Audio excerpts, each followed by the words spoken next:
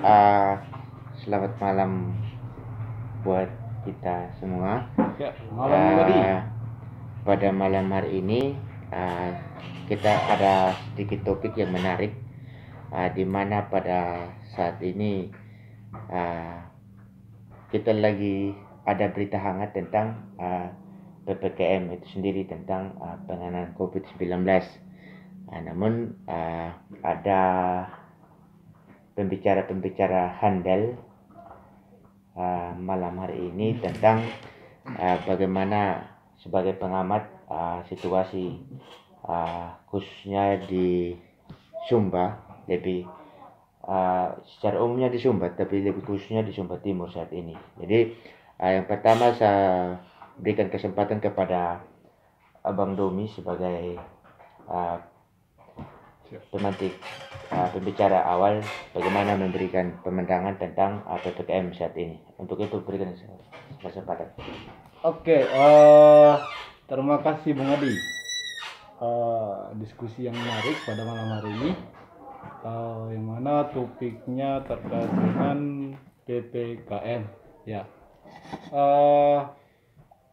perlu kita ketahui dahulu bahwa berbicara PPKM ini yang mana sebenarnya bahwa sesuai instruksi atau yang disampaikan oleh Presiden Joko Widodo, Ya, tepatnya kemarin pada tanggal 3 yang setelah itu PPKM itu diberlakukan. Yang awalnya itu adalah PPKM darurat, ya, yang mana pembatasan kegiatan untuk masyarakat, ya. Dalam tanda kutip bahwa tidak serta merta tidak dalam satu provinsi ataupun kabupaten itu tidak di lockdown, ya. Namun langkah-langkah konkret yang dilaksanakan oleh pemerintah, ya, melibatkan berbagai pihak atau lapisan masyarakat, yang mana pada prinsipnya kita mematuhi yang namanya protokol kesehatan. Tapi prinsipnya dalam hal ini, dalam pelaksanaan ini, namun setelah berlangsung selama yang dari tanggal 3 sampai tanggal 20 itu berlangsung, sampai hari ini pun tepat tanggal 20 lalu keluar lagi, ya, PPKM itu perpanjangan, gitu. Lalu kemarin juga sempat dirilis sesuai yang disampaikan oleh Presiden Joko Widodo melalui siaran persnya itu, langkah-langkah konkret yang diambil oleh pemerintah itu cukup bagus, ya, cukup bagus. Namun perlu kita perhatikan bersama bahwa apapun yang menjadi hasil atau evaluasi dari selama 2 minggu, kurang lebih 2 minggu itu, itu sebenarnya perlu atau pola-pola baru yang kita harus lakukan, ya. Yang prinsipnya bahwa bagaimana apakah selama pemberlakuan kegiatan masyarakat itu sudah efektif atau tidak. Lalu dibarengi dengan yang namanya ada sementara berlangsung proses vaksinasi sendiri. Nah, sehingga yang sebenarnya bahwa apakah di tingkat bawah ini atau dalam hal ini masyarakat, apakah mereka sudah merasa nyaman atau tidak?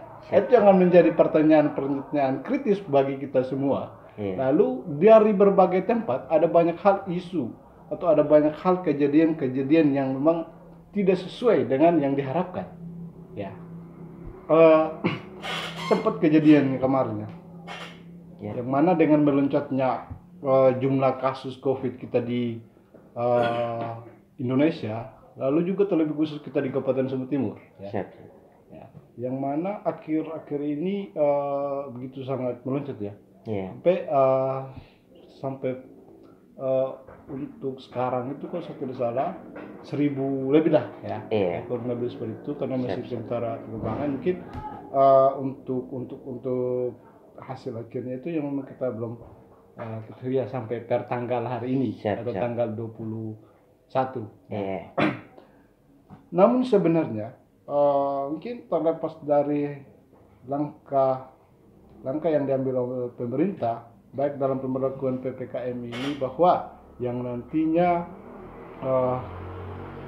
pasti akan selalu dipantau ya dalam proses berjalannya ini PPKM, yang mana juga ada suatu output atau yang disampaikan oleh Pak Jokowi kemarin, bahwa yang merasakan dampak itu sendiri harus diberikan tambahan, baik berupa bantuan ya melalui BNT lah, ya ada beberapa bantuan itu yang memang bagaimana nanti itu betul-betul tersentuh di masyarakat atau korban atau dampak dari COVID-19 ini.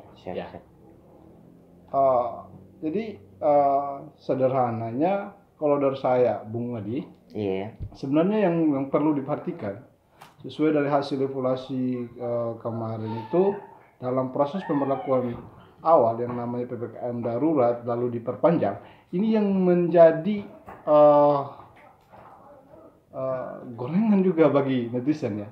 Tetapi yang pada prinsipnya itu ialah bagaimana setiap lapisan itu sama-sama mengerti dan memahami yang mana pandemi ini bukan hal yang sepele gitu. Jadi memang suatu virus yang memang betul-betul mendunia, dan sampai hari ini pun sulit untuk kita mengatasi.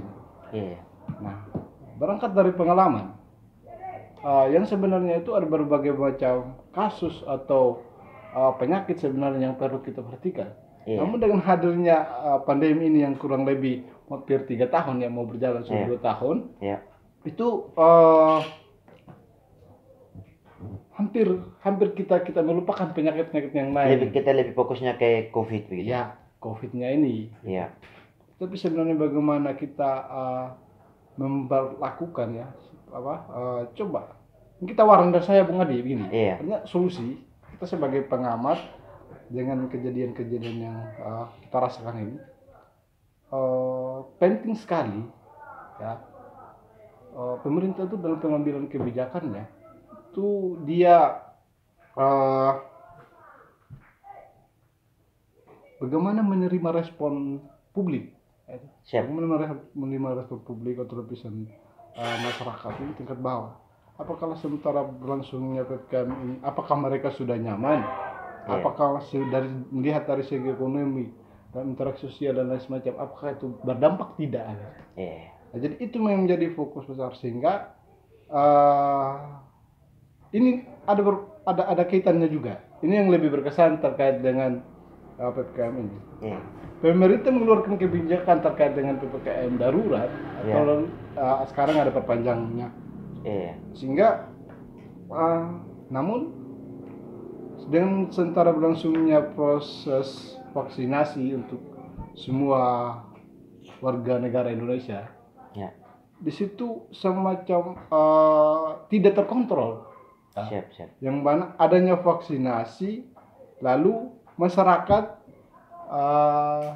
dikasih kesempatan untuk mengikuti vaksinasi sesuai dengan aturan protokol kesehatan dan lain semacam. Tetapi di sisi lain, di situ terjadi penumpukan, artinya kan masyarakat terjadi kerumunan yang berlebihan. Terjadi seperti itu kan. Jadi terjadi kerumunan, sehingga itu yang menjadi catatan penting untuk pemerintah kita dalam proses pengambilan kebijakan. Nah, solusi dari saya begini. Pertama, kita sekarang adalah proses dalam memerangi yang namanya pandemi ini, COVID-19. Solusi konkret dari saya, Bung Adi, itu bagaimana setiap lembaga yang terkait atau yang terkait di dalam itu kecil, dari tingkat pusat, provinsi, kabupaten, sampai pada tingkat desa. Dan bagaimana cara juga didesain sebagai mungkin supaya jangan, untuk menghindari yang namanya kerumunan, supaya tidak terjadi terjangkit penyakit ini. Yang sebenarnya itu bagaimana dilaksanakan itu PRT. Namun dengan catatan bahwa bagaimana pemerintah atau dari pihak kesehatan itu yang tugas vaksinasi ini betul-betul menempatkan orang di situ sesuai dengan protokol kesehatan. Siap. Nah, di situ sebenarnya langkah-langkah sederhana supaya itu bisa dilaksanakan vaksinasi ini minimal optimal lah seperti itu. Untuk kita bisa mencapai optimal. Lalu juga kalau kita lihat dari beberapa wilayah ya, dan juga di Kabupaten Sumba Timur ini ada beberapa titik gitu ya.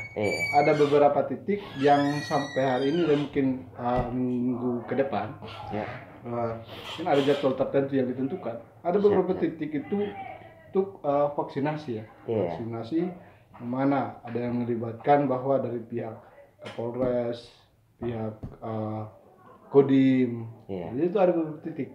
Apakah ini yang menjadi pertanyaan, mungkin kita belum gitu memantau perkembangan seperti apa ya? Apakah itu terjadi kerumunan dan lain semacam, atau memang ada langkah-langkah yang memang membatasi, namun bagaimana vaksinasi itu betul-betul sampai di tingkat masyarakat tanpa memandang siapa A dan lain semacam. Jadi mungkin itu yang perlu saya sampaikan dulu Bung Adi. Terus sebentar bisa cair saja diskusi kita Pak Meri, dan juga ada Bung Aris dan Bung Arnold. Sebentar bisa menyampaikan ya terkait apa yang menjadi penglihatan teman-teman dan mungkin solusi apa yang ditawarkan untuk menanggapi proses atau perpanjangan PPKM ini yang sementara berlangsung. Mungkin begitu Bung Adi, sekian. Ya, terima kasih Abang Domi sebagai pembicara awal. Yang saya bisa simpulkan dari penyampaiannya Abang Domi bahwa di mana pemerintah saat ini masih masih belum begitu berketat dalam menerapkan protokol yang sesuai tentang perundangan yang sedang berjalan begitu. Itu hasil yang saya bisa simpulkan dari Abang Domi. Nah, jadi langsung lagi ke pembicara yang kedua, itu Bung Aris. Bagaimana pandangan Bung Aris sebagai anak muda tentang PPKM ini begitu? Apakah Bung Aris sebagai anak muda menerima atau tidak begitu? Karena yang jelas kita sebagai anak muda banyak tantangan ketika kita berinteraksi, pasti punya keterbatasan dalam segi hal begitu. Bagaimana menurut Bung Aris tentang PPKM ini, menerima atau tidak begitu? Untuk itu saya berikan kesempatan kepada Bung Aris. Ya, jadi baik Abang, terima kasih ya waktu dan kesempatan yang diberikan. Yang pertama, saya tidak menyetujui bahwa adanya PPKM, karena menyambung dari apa yang dikatakan oleh Abang Dulu tadi, bahwa dengan adanya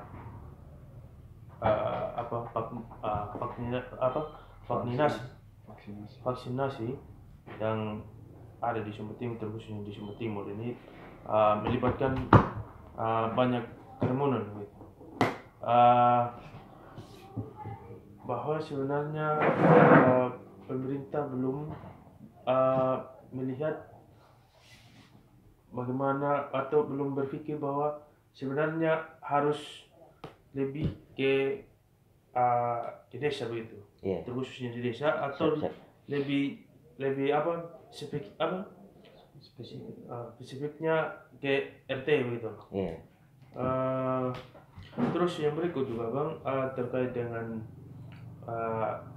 pada masa sekarang juga dengan adanya berbagai penyakit lah yang sebetulnya untuk penglihatan saya Bang, bahwa banyak masyarakat terkhususnya yang ada di kampung, bahwa mereka takut sekali untuk mau berobat ke rumah sakit gitu. Karena ketika kalau misalnya mereka berobat, nanti ujung-ujungnya diponis sebagai positif COVID. Positif COVID. Itu memang mereka yang bikin dilema gitu. Jadi lebih bagus, maksudnya ini lebih bagus di rumah daripada kita harus pergi di rumah sakit gitu. Iya, siap. Jadi ini memang yang menjadi menjadi tantangan bagi pemerintah, khususnya di bagian penanganan COVID gitu. Mungkin hanya itu saja Bang, saya kembali. Ya, terima kasih Bung Aris. Mungkin saya bisa simpulkan apa yang disampaikan Bung Aris bahwa dari tim penanganan COVID ini ada yang bagian vaksin masih menimbulkan kerumunan yang begitu jumlah banyak, sehingga sampai ke tingkat desa ada rasa gelisah ketika ada rasa sakit, itu lebih memilih di rumah saja daripada pergi berobat begitu, karena takutnya pada akhirnya nanti ujung-ujung juga dikatakan positif COVID begitu. Jadi memang apa yang disampaikan Bung Aris ini saya rasa hampir di semua wilayah itu mengalami hal yang sama, termasuk wilayah tempat tinggal saya juga seperti begitu gitu. Nah, jadi mungkin ini yang menjadi perhatian kita bersama, khususnya sebagai pemerintah yang mengambil kebijakan begitu, khususnya di Sumba Timur. Nah, selanjutnya di pembicara yang ketiga itu Bung Arnold, bagaimana sih melihat dengan terjalannya PPKM itu atau terjadinya vaksin ini, bagaimana pandangan Bung Arnold terhadap situasi di Wengapu atau khususnya di Sumba Timur begitu, melihat dari pihak pemerintah maupun dari pihak keamanan melihat bilangnya awalnya itu menjauhi kerumunan begitu. Kok tiba-tiba ada vaksin terjadinya kerumunan yang berlebihan begitu. Jadi pandangannya Bung Arnold itu bagaimana begitu? Saya berikan kesempatan. Ya, jadi baik. Terima kasih Abang atas waktu dan kesempatan yang diberikan kepada saya. Dan ya, saya lanjut saja yang menyangkut ini keputusan yang diambil oleh pemerintah mengenai tentang pemberhentian pekerjaan masyarakat untuk COVID-19 ini. Yeah. Nah, kalau dari saya sih, kalau kebijakan pemerintah itu kalau untuk masyarakat yang membuat masyarakat nyaman, saya bilang ya saya terima. Tetapi kalau makin membuat masyarakat tertekan dalam mencari hidup begitu, mencari kehidupannya untuk cari nafkah begitu, hasil dalam sehari untuk hari ini juga begitu. Yeah. Nah, ketika kalau seandainya kalau diberhentikan waktu kerjanya mereka, nah sedangkan pemerintah mengajukan itu protokol kesehatan jauhi kerumunan bilang. Terus yang kedua lagi ini adanya vaksinasi begitu nih. Dengan adanya vaksinasi ini kayaknya saya rasa ini protokol kesehatan itu dibatasi kerumunan. Terus kenapa pada saat vaksinasi menerima beribu-ribu orang untuk melakukan vaksinasi? Apakah dengan melakukan vaksinasi itu membuat masyarakat itu nyaman dari COVID-19 atau membuat tambah banyak lagi? Jangan sampai ketika terjadi kerumunan, memang sih vaksinasi itu untuk kita ini mengurangi angka begitu penularannya ini penyakit. Dengan kita vaksin itu kita bisa untuk daya tahan tubuhnya kita itu kuat, apa segala macam. Iya saja sih, tetapi terus kenapa bisa terjadi kerumunan? Sedangkan dalam protokol kesehatan pemerintah melakukan menganjurkan protokol kesehatan itu jauhi kerumunan, bermasker, cuci tangan, apa segala macam. Oke, betul. Siap. Tetapi kenapa pada saat vaksinasi begitu terima beribu-ribu orang, terus kegiatan sehari-harinya masyarakat itu dibatasi? Dengan adanya itu yang menjadi pertanyaan masyarakat itu, yang kita buat anak muda itu, yang pertanyaan masyarakat itu yang kita harus teruskan ke pemerintah. Siap. Nah, dengan adanya pertanyaan masyarakat yang seperti itu, masyarakat dibatasi waktu kerja. Terus pada saat vaksinasi diizinkan untuk kerumunan. Di mana dia punya perbedaan antara pas vaksinasi dengan dilarang berkumpul sehari-hari?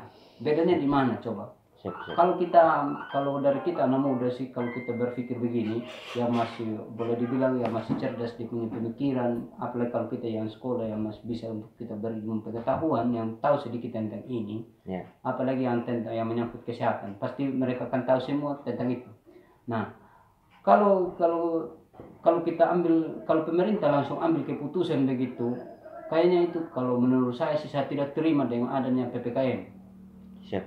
Dengan adanya PPKM ini saya tidak terima karena di saat dorong berhentikan masyarakat untuk dorong punya waktu kerjanya masyarakat, terus bagaimana dengan vaksinasi dalam sehari itu, dong kumpul beribu-ribu orang, apakah itu tidak tertular ke penyakit? Dengan kita melakukan vaksin langsung mati penyakit dalam tubuh kita tuh bagaimana?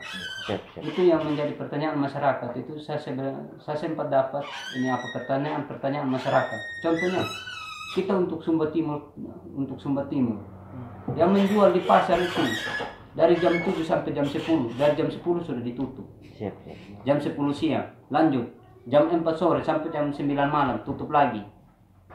Terus bagaimana dengan vaksinasi yang dilakukan dalam satu hari antero dari pagi jam 7 sampai jam 5? Siap. Nah, kerumunan itu berjam-jam, apakah itu penyakit tidak tertular kan? Siap. Nah, terus bagaimana yang diberhentikan? Sama saja kita boleh dibilang kalau kita ambil jalan pintasnya, kalau kita ikut masyarakat bilang pelan-pelan kita akan mati. Iya. Dengan adanya PPKM bisa saja masyarakat yang tahu arti itu PPKM bahwa itu adalah keputusan pemerintah, adalah singkatan dari pemerintah.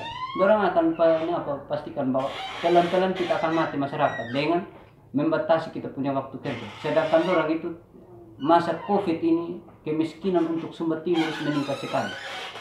Anak-anak yang mau sekolah karena tidak ada uangnya orang tua, anak-anak yang kepingin mencari ilmu tidak akan terjamin karena orang tua terjamin dong punya waktu untuk mencari uang.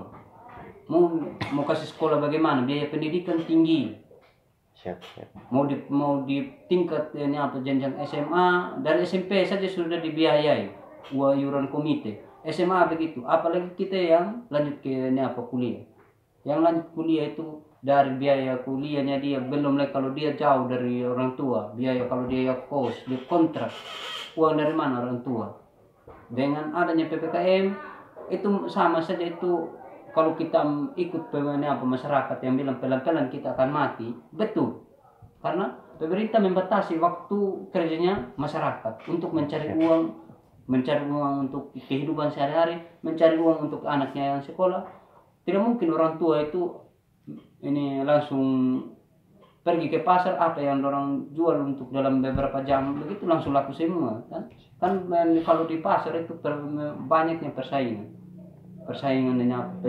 penjual ketika contohnya saya menjual kasihan kan dari jauh orang datang jual di pasar belum dong bayar ongkos oto belum dong uang makan minumnya orang sehari dong datang di pasar di mana uang yang dong sisipkan untuk orang punya anak yang sekolah. Siap. Jadi saya yang menjadi pertanyaan saya ini bukan untuk ke teman-teman tapi ini merujuk kepada pemerintah. Iya. Salah satunya ini pertanyaan saya yaitu apakah dengan adanya PPKM jamin akan kehidupan masyarakat atau tidak? Dengan adanya vaksinasi apakah jamin akan kurangnya penularan penyakit COVID-19 atau tidak? Ya. Dan yang ketiga, itu apakah itu kita melakukan kerumunan itu tidak tertular itu penyakit atau bagaimana begitu? Mungkin itu saja dari saya, Abang. Terima kasih. Ya, terima kasih Bung Arnold. Saya rasa apa yang disampaikan Bung Arnold tadi itu adalah memang yang menjadi perhatian kita bersama sebagai anak muda, sebagai pengamat situasi maupun ada pihak pemerintah sendiri begitu.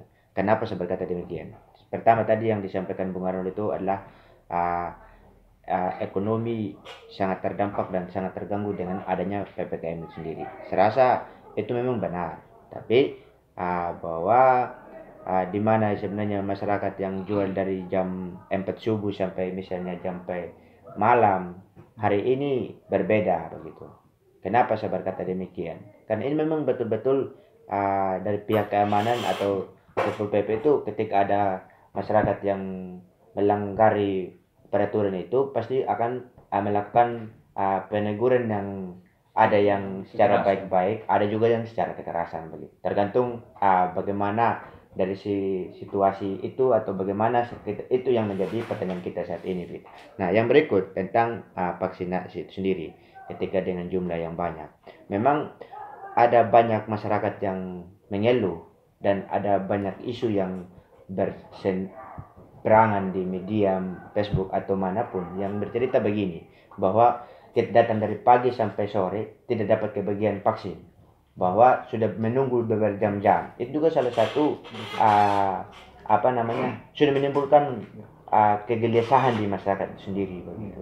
Bahwa dengan adanya vaksinasi ini sangat berbahaya juga sebenarnya secara jumlah yang banyak, kecuali kalau dengan jumlah yang sedikit-sedikit mungkin per hari sebenarnya saya rasa itu bagus kalau dilihat, tapi karena dengan jumlah yang ramai atau sangat banyak itu menjadikan kegelisahan dan sekalian menjadi pertanyaan juga bagi masyarakat begitu. Nah, yang berikut bahwa pemerintah saat ini masih kurang jeli melihat situasi. Nah, kenapa saya berkata demikian? Apakah obat vaksin ini sama harga atau tidak? Saya rasa itu kemarin itu kalau salah ada yang harganya 15 juta itu sampai 200 ribu gitu. Nah, yang jelas bahwa yang harga mahal itu untuk para pemangku-pemangku jabatan mereka seperti pemerintah istilahnya begitu. Nah, sedangkan yang murah ini ya untuk rakyat begitu. Berarti kita kan ini hanya dapat ampasnya saja kan begitu. Secara logika kasarnya begitu. Tapi kita kembali bahwa saya sempat saya pakai lempar saja begitu.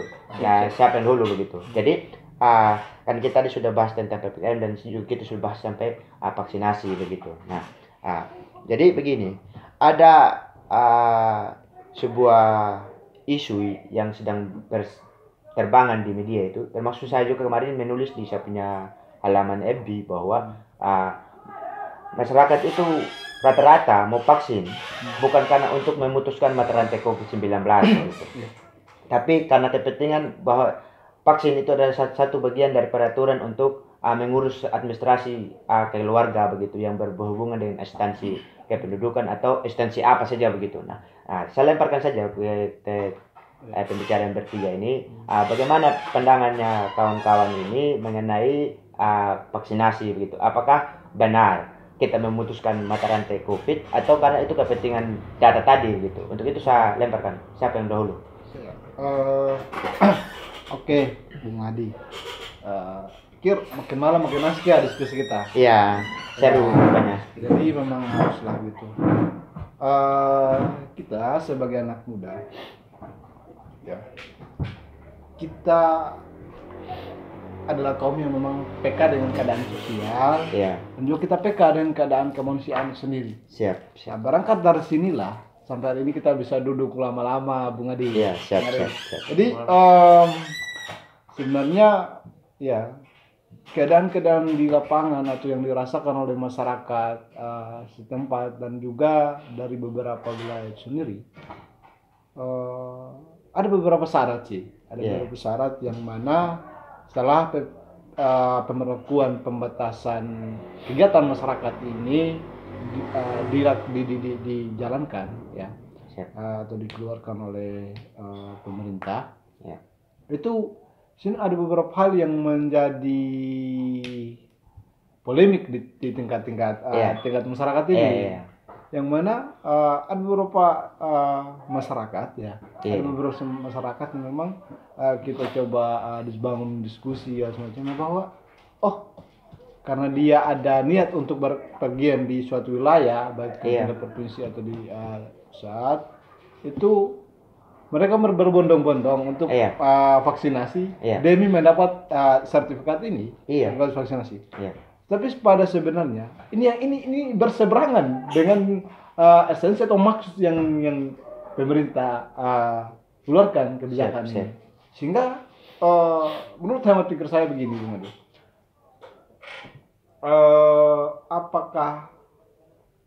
Kenapa pemerintah itu memasukkan salah satu syarat bahwa itu vaksinasi menjamin bahwa masyarakat itu sehat, gitu. Namun toh ada beberapa kasus juga yang terjadi setelah divaksin, namun lama kemudian dia terpapar COVID-19. COVID juga. Ya, terpapar COVID.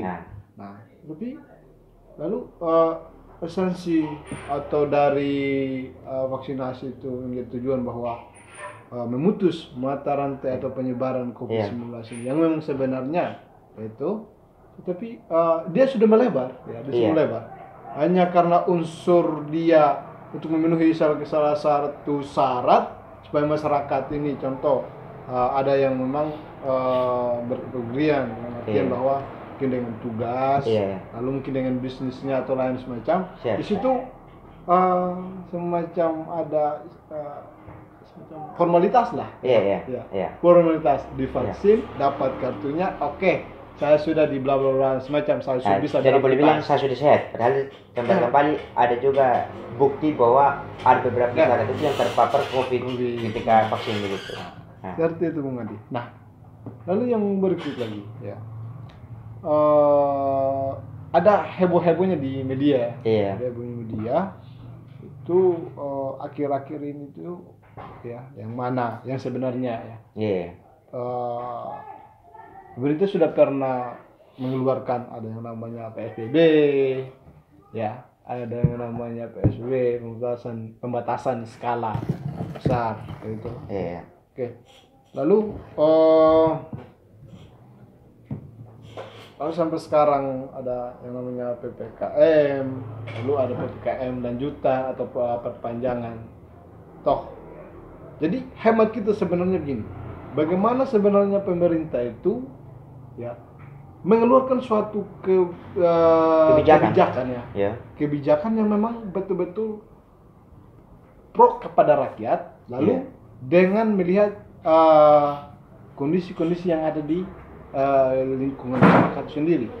Contoh kecil, kita ini pola contohnya di Sumba Timur, sebenarnya kita perlu melaksanakan pola pendekatan kearifan lokal lah. Yang mana kalau kita mau menginginkan bagaimana untuk masyarakat dia memahami apa yang kita sampaikan, katakanlah karena sama kemarin kan ada berbagai dari pihak, mungkin dari gugus tugas pemerintah sampai tingkat pemerintah desa, tingkat RT itu adalah laksanakan sosialisasi itu semoga saja betul-betul tersampai apa yang disosialisasikan itu di tingkat masyarakat sampai betul-betul, sehingga nah, toh kenapa sampai hari ini tingkat kepercayaan publik itu kepada pemerintah ini masih minim lah. Kan kita tidak bilang bahwa 50% ya tingkat kepercayaan dengan kebijakan-kebijakan yang kita pemerintah. Namun yang sebenarnya itu tadi yang saya bilang, apakah langkah itu sudah dilakukan yang namanya pendekatan secara kearifan lokal kita? Ya, dengan keadaan kita dari masing-masing wilayah ini kan berbeda dengan kultur pluralnya kita di Indonesia ini memang sangat-sangat berbeda jauh sekali dengan negara-negara lain. Nah,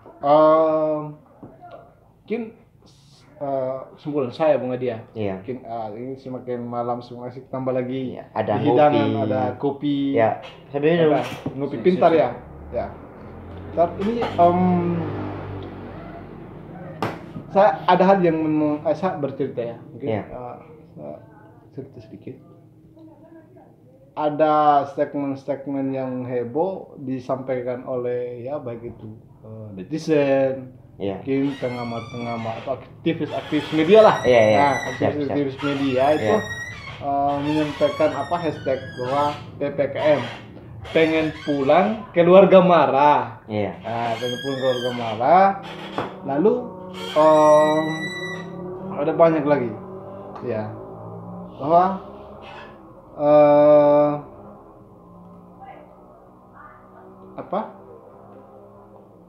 kalau di tingkat kalangan muda itu trennya bilang PPKM ini itu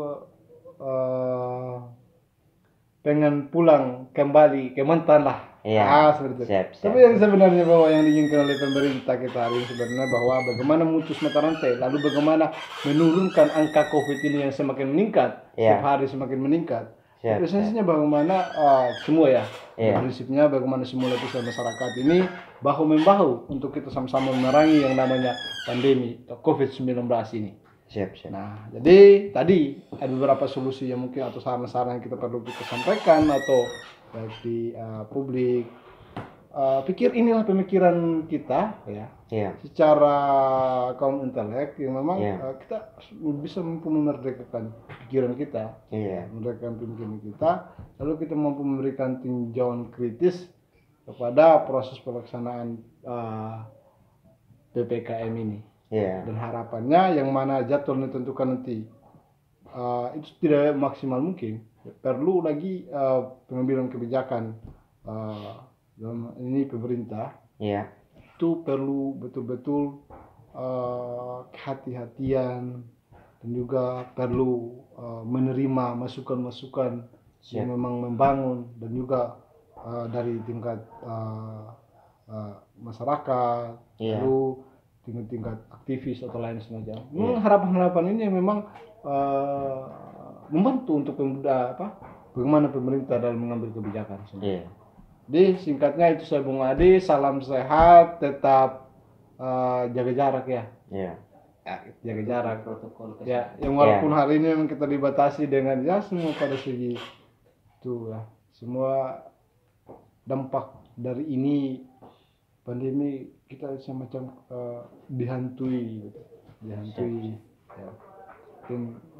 Ya, seperti itu saja Bung Adi. Mungkin saya rasa makin larut makin asik kata Abang Doni kita diskusi ini malam. Namun saya lemparkan lagi ke Bung Aris.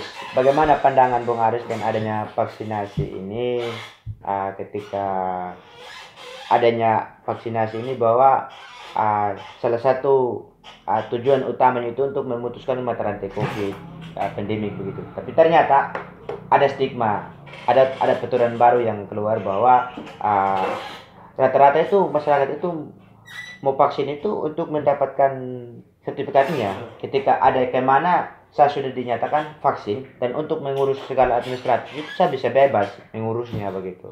Jadi bagaimana pandangan Bung Aris? Apakah menerima hal ini atau bagaimana? Waktu kesempatannya saya berikan. Ya, jadi baik. Terima kasih banyak kamu untuk kesempatan.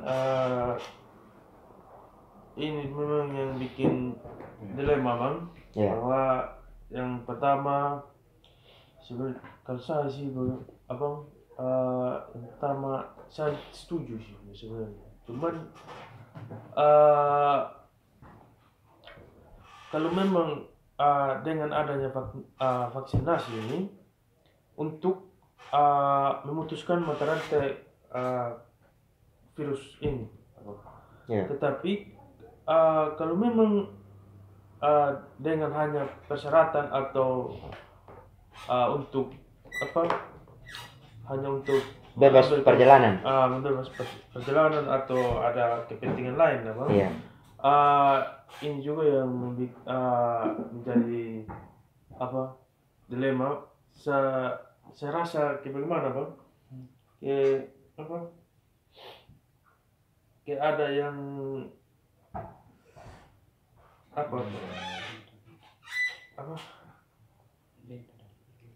ada yang rasa dari apa namanya? Kayak ada timbal balik dari pemerintah begitu. Jadi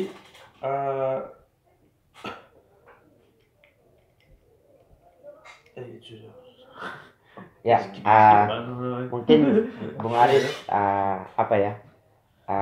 maksudnya bahwa pemerintah harus betul-betul menerapkan apa yang diinginkan dari pemerintah itu sendiri itu untuk rakyat, tapi jangan membangunkan stigma itu, membuat persyaratan yang hanya untuk sesaat bahwa diuntungkan sekitarnya begitu Aris ya. Jadi saya rasa inilah yang menjadi tantangan pemerintah saat ini. Tapi tugas kita hanyalah sebagai pengamat, sebagai anak muda, sebagai aktivis, kita melihat situasi yang terjadi di masyarakat dan kita menceritakan hari ini begitu. Bukan kita melawan pemerintah, tidak. Kita ini sebagai pemberi solusi bagi pemerintah sebenarnya. Kalau kita lihat gitu.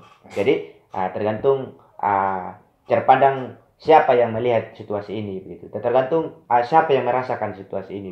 Tergantung masuk saya juga merasakan hal ini begitu. Jadi saya berikan kesempatan pada Bung Aron memang menyampaikan pendapat bagaimana melihat vaksinasi saat ini sebagai salah satu persyaratan untuk mengurus administrasi atau menerima tidak bagaimana Bung Aron. Saya persilakan. Oke, baik. Terima kasih Abang. Ya, langsung saja. Bagaimana ini, apakah kita kaum muda itu menerima atau tidaknya ini apa dengan adanya vaksinasi? Kalau menurut saya sih, saya bukan ulang lagi. Kalau untuk membuat masyarakat nyaman akan penularan ini apa COVID-19 dengan adanya vaksinasi sih, ya saya terima. Tapi kalau membuat masyarakat akan merosot akan kegiatan ekonominya mereka, saya bilang tidak. Iya. Kenapa saya bilang tidak? Dengan adanya ini apa, dorang memberhentikan ini apa pekerjaan masyarakat, tidak ini apa, jangan berkerumun lah, harus berpakai masker, cuci tangan. Itu memang hal-hal yang perlu kita lakukan kita masyarakat kecil maupun jangan kita masyarakat kecil, itu pemerintah juga lakukan. Iya. Jadi kenapa pas vaksinasi begitu? Dengan adanya vaksinasi kenapa berkerumun? Terus apakah dengan adanya vaksinasi itu memberhentikan atau mengurangi angka penularan COVID-19 ini? Ya. Nah, kalau dengan mengurangi atau ini apa untuk memberhentikan total, ya saya terima dengan ikhlas. Iya. Tapi kalau itu hanya untuk memenuhi persyaratan atau apa untuk masyarakat yang keluar dari daerah ke daerah yang satu, itu kalau dari saya sih saya tolak. Ya. Saya tidak terima. Siap. Tapi kalau untuk memutus rantai ke ini apa penularan COVID-19, oke. Saya bilang bukan hanya saya saja yang terima, pasti masyarakat banyak yang terima tentang ini. Pasti. Karena dari tahun berapa kok itu ini apa adanya virus dan virus penyakit yang tumbuh di masyarakat Sumba Timur. Lebih parah lagi, tidak separah tahun ini apa, tidak separah yang tahun-tahun yang lalu, tapi lebih parah lagi yang penyakit COVID-19 ini. Itu parah akan ini apa nih kegiatan ini apa merosot akan hasil kegiatan ini apa hasil dari kegiatan ekonomi masyarakat. Dorong mereka ini apa masyarakat membuang waktu kerja mereka itu lebih memperbanyak lagi waktu istirahat.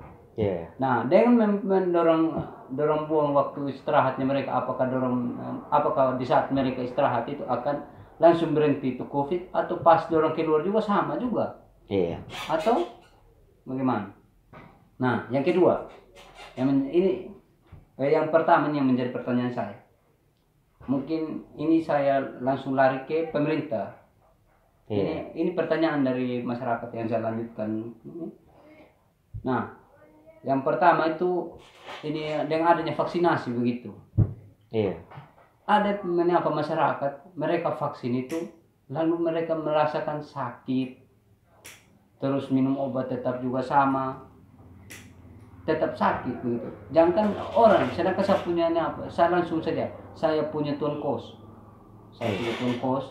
dia itu mulai yang dia vaksinasi, memang sih dia punya apa rasa-rasa badan begitu. Pokoknya kalau dia bekerja siang hari, pokoknya di malam hari itu dia rasa ini apa kayak rasa menggigil, demam begitu.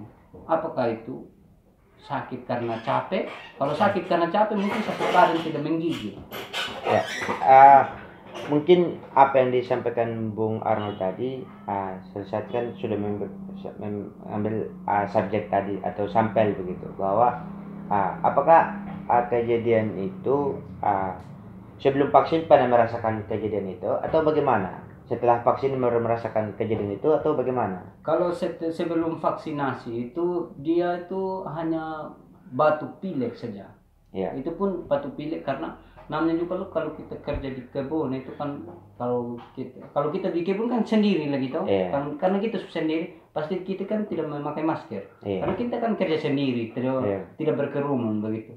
Nah, mungkin itu kalau dia batuk pilek itu mungkin dari debu kah, mungkin dari ini. Makanya dia tidak lari ke rumah sakit. Karena boleh dibilang kalau dia lari ke rumah sakit dari ini COVID ini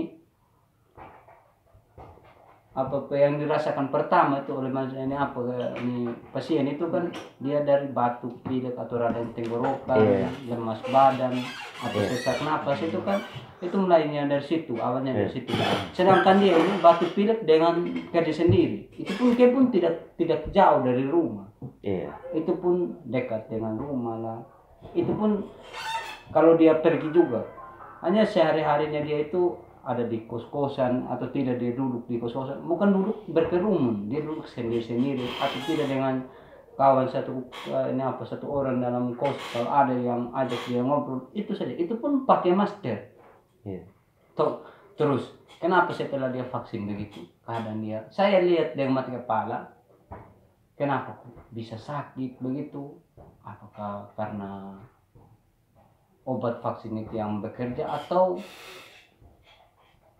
ada sakit lain gitu. Nah, yang kedua, dengan adanya vaksinasi apakah itu memutus rantai COVID-19 atau tidak? Yang ketiga, dengan adanya vaksinasi apakah membuat masyarakat itu akan nyaman dalam melakukan aktivitas? Contohnya kalau dia begitu, dia setelah vaksin itu harus kurangi kerja keras katanya. Iya kan? Mungkin